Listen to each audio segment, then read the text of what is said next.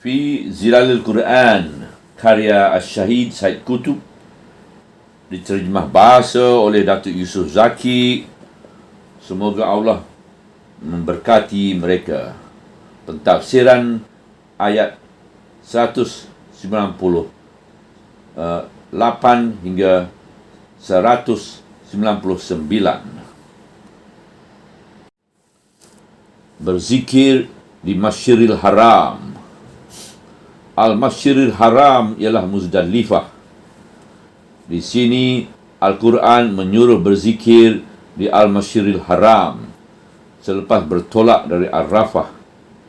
Kemudian ia mengingatkan kaum muslimin bahawa berzikir adalah dari hidayah Allah kepada mereka dan ia merupakan pernyataan bersyukur di atas hidayat ini. Juga mengingatkan tentang keadaan mereka sebelum Allah memberi hidayat kepada mereka. Dan sesungguhnya kamu sebelum ini termasuk di dalam golongan orang-orang yang sesat. Ayat 198.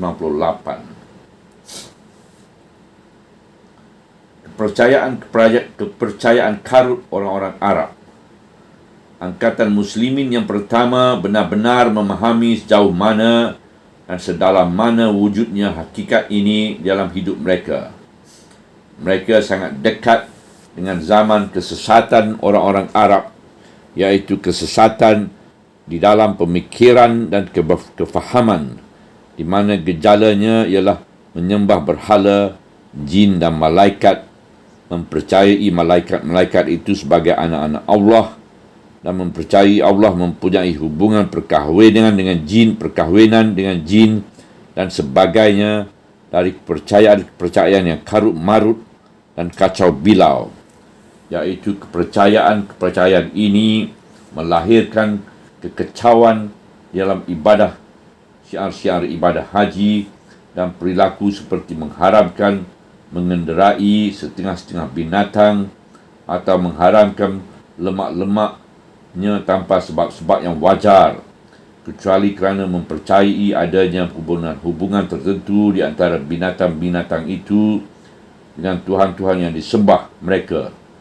Juga seperti menazarkan setengah-setengah anak mereka pada Tuhan-Tuhan dan memperkongsikan anak-anak mereka dengan jin dan berbagai-bagai adat jahiliah yang tidak berasas, yang terbit dari timbunan kepercayaan yang karut marut dan kesesatan dalam kehidupan kemasyarakatan dan akhlak yang tergambar dalam perbezaan kelas yang disyaratkan oleh ayat yang berikut. Kemudian hendaklah kamu bertolak dari Arafah, pak bertolaknya sekalian orang. Yang mana ayat ini telah menghapuskan perbezaan kelas itu sebagaimana akan dijelaskan kelak. Juga tergambar dalam peperangan dan pergaduhan kabilah yang tidak pernah menjadikan umat Arab ini satu umat yang disegani atau dihitung kira dalam dunia antarabangsa, dan tergambar dalam keruntuhan akhlak di bidang hubungan-hubungan seks, hubungan-hubungan suami isteri dan hubungan-hubungan keluarga umumnya. Juga tergambar dalam tindakan-tindakan yang zalim yang dilakukan oleh orang-orang yang kuat terhadap orang-orang yang lemah di dalam masyarakat tanpa neraca keadilan yang teguh yang melindungi semua orang, dan seterusnya tergambar di dalam kehidupan umat Arab umumnya dan kedudukan kemanusiaan mereka yang mundur, yang tidak terangkat melainkan sesudah diangkatkan oleh Islam. Dan apabila mereka mendengar ayat yang berikut, dan berzikirlah kepadanya sebagaimana ia telah memberi hidayah kepada kamu, dan sesungguhnya kamu sebelum ini termasuk di dalam golongan orang-orang yang sesat. Ayat 198. Maka tidak syak lagi khayalan, ingatan dan perasaan mereka perlahan-lahan dipenuhi oleh gambaran-gambaran hidup mereka yang sesat, hina dan mundur, yang mencorakkan seluruh sejarah mereka yang silam. Kemudian apabila mereka menoleh semula kepada diri mereka untuk melihat kedudukan mereka yang baru yang diangkat oleh Islam, iaitu di kedudukan di mana Allah telah membimbingkan mereka kepadanya dengan perantaran agama Islam ini, maka sudah tentu mereka akan menginsafi betapa dalam dan betapa kuatnya hakikat itu bertapak dalam seluruh kewujudan atau kehidupan mereka tanpa dapat dipertikaikan lagi. Perbezaan hidup di bawah jahiliyah dan hidup di bawah Islam. Hakikat ini juga masih tetap benar dan teguh dibandingkan kepada kaum muslimin yang lain dari setiap umat dan generasi. Siapakah mereka tanpa Islam? Apakah yang akan terjadi kepada mereka tanpa akidah agama ini? Apabila mereka telah diberi petunjuk pada agama Islam dan apabila sistem hidup Islam telah menjadi hakikat hidup mereka, maka kedudukan mereka terus berubah dari satu tahap kedudukan yang rendah, hina, sesat dan tidak menetap kepada satu tahap kedudukan yang lain, iaitu tahap kedudukan yang tinggi, agung, lurus dan mendapat hidayah Allah. Perpindahan ini tidak dapat dirasakan mereka melainkan setelah mereka menjadi orang-orang Islam yang sebenar, iaitu setelah mereka tegakkan seluruh hidup mereka di atas sistem hidup Islam. Seluruh umat manusia akan terus sesat dalam kehidupan jahiliyah yang buta selama mereka tidak mendapat hidayah dari agama ini. Hakikat ini tidak dapat ditanggap melainkan oleh orang yang pernah hidup di dalam jahiliyah, ciptaan manusia yang tegak di merata pelosok bumi. Kemudian selepas itu ia dapat hidup pula dengan pemikiran dan kefahaman Islam yang tinggi terhadap hidup. Di sini barulah dia dapat menganggap hakikat sistem hidup Islam yang tinggi yang mengatasi segala sistem yang wujud di sekelilingnya yang penuh dengan kekotoran, paya-paya busuk dan lumpur-lumpur yang cemar.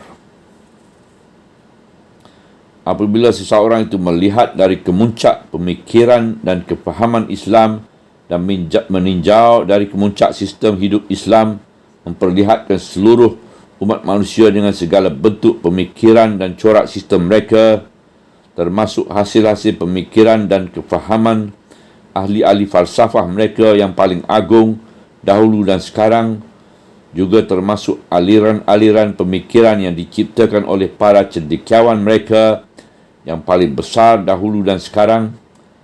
Apabila seseorang itu meninjau dari kemuncak yang tinggi ini, ia akan merasa hairan dan takjub mengapa umat manusia kini begitu sibuk dengan hasil-hasil pemikiran yang penuh dengan kesesiaan, kepenatan, kecelakaan, kekeliruan dan kekecauan yang tidak sepatutnya dilakukan oleh seseorang yang berakal terhadap dirinya hingga sanggup mendakwa bahawa ia tidak lagi memerlukan Tuhan atau sekurang-kurangnya tidak lagi memerlukan syariah dan peraturan Tuhan.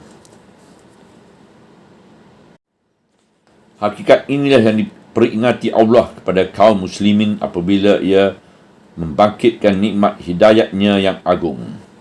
Dan berzikirlah kepadanya sebagaimana ia telah memberi hidayah kepada kamu, dan sesungguhnya kamu sebelum ini termasuk dalam golongan orang-orang yang sesat. Ayat 198.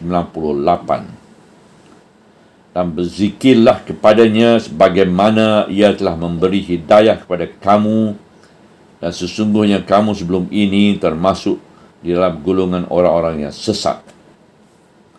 Dan berzikirlah kepadanya sebagaimana ia telah memberi hidayah kepada kamu, dan sesungguhnya kamu sebelum ini termasuk di dalam golongan orang-orang yang sesat.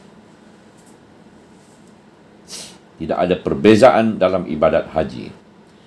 Ibadat haji merupakan muktamar agung umat muslimin.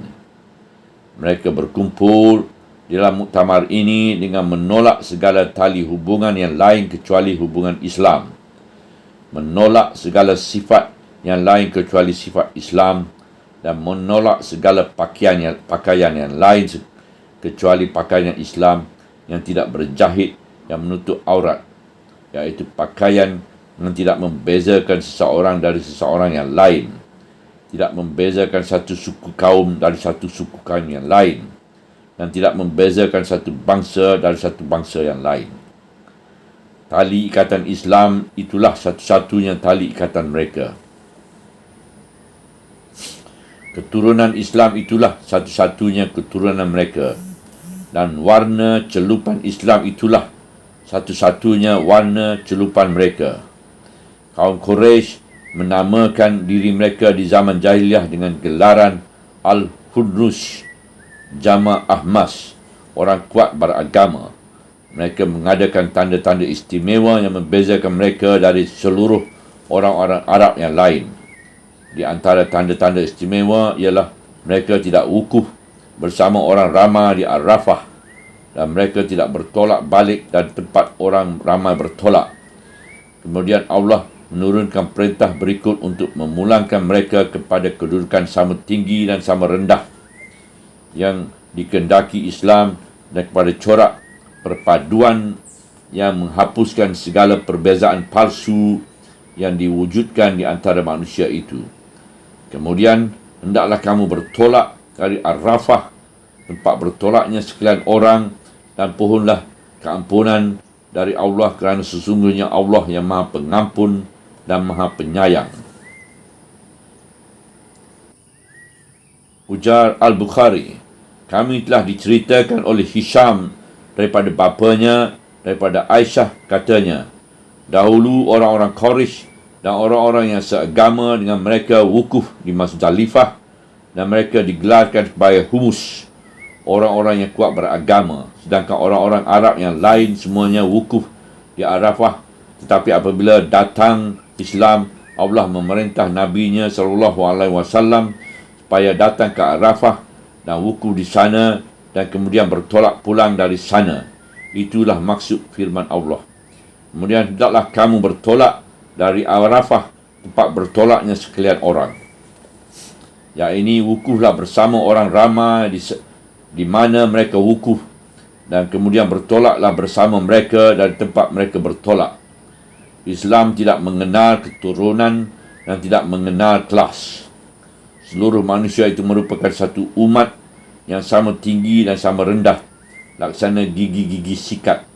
Jadi siapa yang melebihi orang lain melainkan dengan takwa. Islam mewajibkan mereka menanggalkan segala pakaian yang membezakan mereka di dalam ibadah haji, agar mereka bertemu di Baitullah selaku saudara yang duduk sama rendah dan berdiri sama tinggi. Mereka tidak seharusnya menanggalkan pakaian yang membezakan itu untuk berbangga-bangga dengan keturunan pula. Tinggallah asabiah jahiliah itu dan masuklah ke dalam warna celupan Islam. Pohonlah keampunan Allah dari keangkuhan dan kesombongan jahiliah, dan pohonlah keampunannya dari segala kesilapan walau sedikit sekalipun yang menyentuh ibadat haji.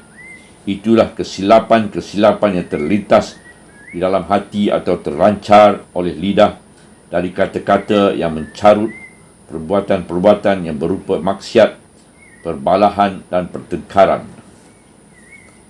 Demikianlah Islam menegakkan perilaku dalam kaum muslimin dalam ibadah haji di atas asas kepercayaan yang diserukan manusia kepadanya, iaitu asas sama rendah dan sama tinggi, dan asas kesatuan umat yang tidak dipisahkan oleh darjah dan kelas, oleh bangsa dan bahasa, dan tidak dibezakan oleh mana-mana sifat yang wujud di bumi ini.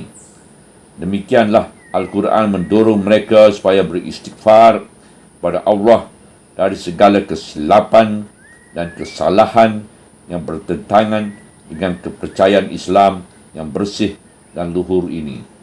Subhanallah, walhamdulillah, wala ilaha illallah, wallahu akbar, wala hawla wala quwata illa billahil aliyil azim, wala hawla wala quwata illa billahil aliyil azim, wala hawla wala quwata illa billahil aliyil azim.